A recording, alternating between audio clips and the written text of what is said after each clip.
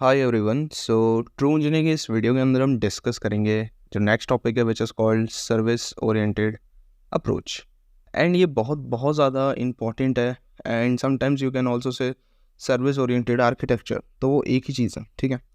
आप चाहे service oriented approach कह लो या सर्विस ओरिएंटेड आर्किटेक्चर कह लो, तो इसी के ऊपर हम कंप्लीट डिस्कशन करने वाले हैं आज इस सिंगल वीडियो के अंदर एंड एकदम बेसिक से सीखेंगे सो दैट कि कभी भी आप नहीं भूलोगे, ठीक है। अब ये सारी डेफिनेशन डायग्राम समझने से पहले मैं आपको बहुत ज़्यादा इंपॉर्टेंट छोटी सी बात बताता हूँ। For example service oriented approach या सर्विस ओरिएंटेड आर्किटेक्चर क्या है वो समझाते हैं, देन आपको 101% पूरा समझ में आ जाने वाला है, ठीक है। अब SOA जो है सर्विस ओरिएंटेड आर्किटेक्चर है, ठीक है। अप्रोच क्या होती है वो समझा रहा हूँ मैं, सो दैट्स वाई आप आर्किटेक्चर लिखोगे तो भी कोई गलत नहीं है, ठीक है। वो मैं बाद में डिस्कस करूँगा। तो सबसे पहले हम देखते हैं, मान लो मुझे एक एप्लीकेशन बनानी है just like food delivery application. तो आप लोगों ने बहुत सारे फूड ऑर्डरिंग या फूड डिलीवरी एप्लीकेशंस देखे होंगे, ठीक है। तो मैं यहाँ पे फूड ऑर्डरिंग एप्लीकेशन या फूड डिलीवरी एप्लीकेशंस लिख देता हूँ शॉर्ट फॉर्म में, ठीक है। तो हमें क्या चाहिए, फूड को डिलीवर करना है and food ordering application like Zomato type की एप्लीकेशन बनानी है। सर डायरेक्टली लिख ही देते हैं कि चलो हम क्या बनाना चाह रहे हैं, जोमेटो, ठीक है।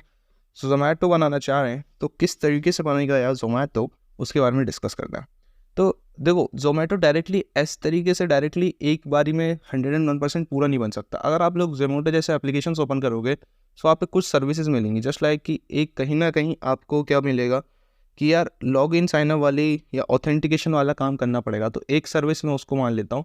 दूसरा कुछ पेज होगा या दूसरी सर्विस होगी, वो होगी भैया किसकी, अब आपने ऑर्डर प्लेस करना है तो उसकी पेमेंट वगैरह की, ठीक है, या लोकेशन वगैरह जो भी है। हम छोटी छोटी सर्विसेज ले रहे हैं, हम पूरा एक एप्लीकेशन अभी बिल्ड नहीं कर रहे, बट हमें पता है कि एक एप्लीकेशन के अंदर ये सारी चीज़ें तो होती हैं। तो ये सारे एप्लीकेशंस जोमेटो जैसे बनाने के लिए हमें कुछ सर्विसेज यूज़ करनी पड़ेंगी। सो लेट सपोज मैं इसका नाम दे देता हूँ कि ये सर्विस नंबर 1 है एंड वो लॉगिन वगैरह की है, एंड ये सर्विस नंबर 2 है, ये ऑर्डरिंग के लिए है, एंड सर्विस नंबर 3 अगर आपका ऑर्डर कंप्लीट हो जाता है तो फिर आपको पेमेंट बनानी पड़ेगी। तो यहाँ पे पेमेंट गेटवे के लिए सर्विस नंबर 3 मैनेज कर रहे होंगे, एंड कहीं ना कहीं हम फिर हमें फाइनली ऑर्डर प्लेस करना है। तो फिर हम फाइनली ऑर्डर प्लेस करके कहीं मैप वगैरह की सर्विस भी ले रहे होंगे। तो ये सिनेरियो है। तो लगभग मैं ब्रेक डाउन कर रहा हूँ इन 4 छोटी सर्विसेज के ऊपर, ठीक है। वैसे छोटी सर्विसेज नहीं, अच्छी खासी सर्विसेज है। तो अब यूज़र या फिर जो डेवलपर है, मैं यहाँ पे लिख देता हूँ कि ये डेवलपर है या उसकी टीम है या डेवलप करने वाले लोग हैं, एप्लीकेशन जो बना रहे हैं वो डेवलपर्स हैं।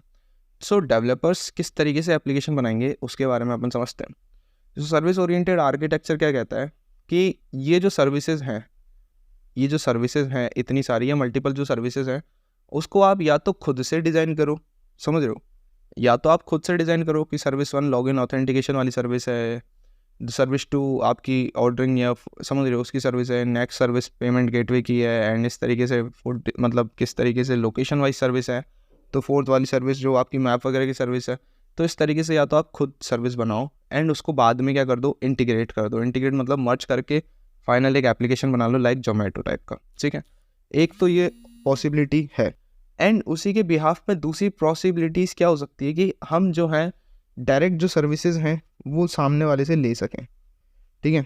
अब डायरेक्ट सर्विसेज कैसे लेंगे, या तो कुछ हमें जस्ट लाइक अगर मैं बात करूं लॉगिन साइन अप तो हम गूगल ऑथ का यूज़ ले सकते हैं, ठीक है, ऑथेंटिकेशन के लिए। ऐसे ही अगर मैं बात करूं कि मेरे को मैप्स वगैरह की या लोकेशंस वगैरह की बात करनी होगी तो मैं सर्विस सामने से ले लूँगा गूगल मैप की। गूगल मैप मेरे को क्या दे देगा, गूगल मैप की API यूज़ कर लूँगा। सो मैं थर्ड पार्टी सर्विसेज ले रहा हूँ। ऐसी कहीं पेमेंट गेटवे के लिए मैं पेपाल वगैरह का यूज़ कर सकता हूँ, रेजर पे वगैरह, तो मतलब सर्विसेज में ले रहा हूँ, सिंपल। तो ये छोटी सर्विसेज हम खुद भी ले सकते हैं सामने से। अगर हम खुद से एक एक चीज़ इंप्लीमेंट ना भी करें तो हम ये सर्विसेज ले सकते हैं एंड उसको बाद में इंटीग्रेट कर सकते हैं। सो 2 पॉसिबिलिटीज़ हैं। एक तो मैं सबसे पहली पॉसिबिलिटी है डेवलपर के पास कि वो खुद बना ले, ठीक है, एंड दूसरी पॉसिबिलिटी है कि वो services third party services use कर ले। सो कौन सी बेस्ट होगी, ऑब्वियस सी बात है जो सेकंड वाली which is called third party services. Third party services की मेन एडवांटेजेस ये हैं कि वो शॉर्ट टाइम में हो जाएगा एंड काफ़ी ज़्यादा चीज़ें हम डायरेक्टली यूज़ कर रहे होंगे डायरेक्टली, ठीक है। हमें एक एक चीज़ इंप्लीमेंट करने की ज़रूरत नहीं होगी। तो यहाँ पे बहुत ज़्यादा रीयूजेबल या फिर रीयूजेबिलिटी वाला कॉन्सेप्ट यहाँ पे आपको देखने को मिलेगा। तो बात समझ में आ रही है कि यही चीज़ है एंड इसी को क्या कहेंगे, सर्विस ओरिएंटेड आर्किटेक्चर, ठीक है। यही है सर्विस ओरिएंटेड आर्किटेक्चर एंड जो क्वेश्चन है वो क्या आता है, सर्विस ओरिएंटेड आर्किटेक्चर के ऊपर आता है, ठीक है। तो सर्विस ओरिएंटेड आर्किटेक्चर एंड इसी को शॉर्ट फॉर्म में SOA भी कहते हैं। क्लियर है बात? अब समझ गए मैंने स्टार्टिंग में क्यों लिखा था अप्रोच एंड अब मैं क्यों बता रहा हूँ आर्किटेक्चर। क्लियर है बात? अब आपसे कोई भी पूछ लेगा किस तरीके से होता है सर्विस ओरिएंटेड आर्किटेक्चर, अब आप बता लोगे। मैंने आपको एक बेसिक डायग्राम बता दिया है, अब आप 101% ये डेफिनेशन पढ़ोगे खुद ब खुद समझ में आ जाएगी। बट ट्रू इंजीनियर में आप पढ़ रहे हो तो भाई हर एक चीज़ हम बेसिक से कवर करेंगे। So formally, SOA, which is called Service Oriented Architecture, is a architecture approach in which application make uses of services. Clear है बात? In the network, in this architecture, services are provided to form applications. Services क्यों provide की जा रही हैं? जिससे कि हम application बना सकें, ठीक है? Just like Zomato, एक सर्विस है जो कि हम सामने से ले रहे हैं किसी थर्ड पार्टी एप्लीकेशंस बनाने के लिए, या फिर हम सपोज जोमेटो बनाने के लिए हमें गूगल की API चाहिए, हमें पेमेंट गेटवेज के लिए सर्विसेज चाहिए, तो हम डायरेक्टली सामने से ले लेंगे, ठीक है? तो वही है, सर्विसेज क्यों ले रहे हैं? जिससे कि हम एप्लीकेशन बना सकें through a network call over the internet. Okay, it uses common communication standard to speed up and streamline the service integration in the application. Each services in SOA is complete businesses function in itself. Clear है? तो business perspective भी services ली जाती हैं and ये सारे उसके examples हो गए। ये सारी चीज़ें लाइक जोमेटो वगैरह आप लोगों ने डेली भी आप पे सारी चीज़ें देखी होंगी। क्लियर है? एंड आप छोटे मोटे प्रोजेक्ट्स भी बनाते हो ना, फुल स्टैक प्रोजेक्ट्स बना रहे हो, तो वहाँ पे आप सर्विस ही यूज़ कर रहे होते हो एट द एंड, ठीक है? Third party services. So SOA क्यों यूज़ की जाती है? तो SOA allow users to combine large number of facilities from the existing service to form application. तो ये इंपॉर्टेंट बात समझ में आ रही है कि SOA क्यों यूज़ किया जाता है। अब पता चल गया सर्विस ओरिएंटेड आर्किटेक्चर क्यों यूज़ किया जाता है। अब रटने की ज़रूरत है क्या? नहीं। अब 2 लाइन लिखोगे, हाँ लिख लेंगे, समझ जाएंगे। क्लियर है? नेक्स्ट चीज़ है SOA encompasses a set of decision principles that structure the system development and providing meaning या provide means for integrating components into a coherent and decentralized system। हम जो सर्विसेज ले रहे हैं उन सारी सर्विसेज को इंटीग्रेट कर रहे हैं एंड देन फाइनल हमारे एप्लीकेशन में यूज़ कर रहे हैं। तो सेकंड लाइन का मतलब भी क्लियर हो चुका है। SOA based computing packages functionalities into a set of interoperable services which can be integrated into different software systems belonging to separate business domains. Important बात है, तो मैं होप कर रहा हूँ कि आपको ये सारे पॉइंट्स अब क्लियर हो गए।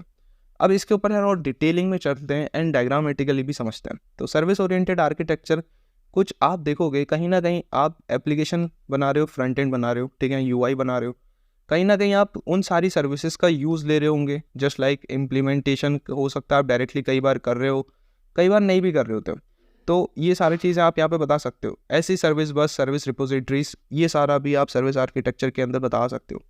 नेक्स्ट जो इंपॉर्टेंट चीज़ है विच इज़ कॉल्ड IoT के अंदर हमें जो डायग्राम बनाना है सर्विस ओरिएंटेड आर्किटेक्चर अगर हमसे पूछा जाता है, सो वो डायग्राम ये वाला है, जिसके अंदर होंगी सबसे पहले sensing layers. Yes, very very very important चीज़, सेंसिंग लेयर्स होंगी एंड फिर होगी नेटवर्क लेयर, ठीक है, क्या होंगी, फिर क्या होंगी, नेटवर्क लेयर होंगी। नेक्स्ट जो चीज़ होगी which is called service layer. ध्यान देना, ये सेंसिंग लेयर थी, ये सर्विस लेयर है। एट द एंड जो लास्ट में होंगी which is called interface layer, जो फाइनली एप्लीकेशंस वगैरह के लिए काम हो रही होती हैं। बात समझ में आ रही है? ये डायग्राम दिमाग में सेट होना चाहिए। यहाँ पे ब्रेक डाउन कर देता हूँ मैं। नेटवर्क के अंदर भाई हमने जो social networks, mobile app networks, internet, ये सब पढ़े थे, लैन डेटाबेसेस, तो सब वहाँ पे आएंगे। एंड सेंसिंग के अंदर डेटा सेंस कर रहे हैं, ठीक है, बिल्कुल सही चीज़ है। तो ये उसके अंदर सेंसिंग के लेयर के अंदर ये सारी चीज़ें आएंगी, ठीक है। एंड सर्विस लेयर के अंदर जस्ट लाइक हम सर्विस डिवीजन, सर्विस इंटीग्रेशन, ये सारे पार्ट्स कवर कर रहे हैं। सर्विस बस यूज़ हो रही है, रिपोजिटरीज एंड बिजनेस लॉजिक्स जो कि यहाँ पे डिफाइन मैंने किए थे। क्लियर बात? ऐसी इंटरफेस की बात की जाए तो application which is called front end, अगर स्टार्टिंग में एप्लीकेशन बना रहे हैं तो फ्रंट एंड ही बनाएंगे। कॉन्ट्रैक्ट एंड इंटरफेसेस और एप्लीकेशंस की API, ये सब चीज़ आप बता सकते हो। सो जो इंपॉर्टेंट डायग्राम है वो ये वाला है। मैं होप कर रहा हूँ कि आप लोग को सर्विस ओरिएंटेड आर्किटेक्चर 101% इस सिंगल वीडियो से समझ में आ गया है। एंड फिलहाल मिलते हैं नेक्स्ट वीडियो के साथ। यार मैं होप कर रहा हूँ कि सभी ने अच्छी तरीके से समझ लिया।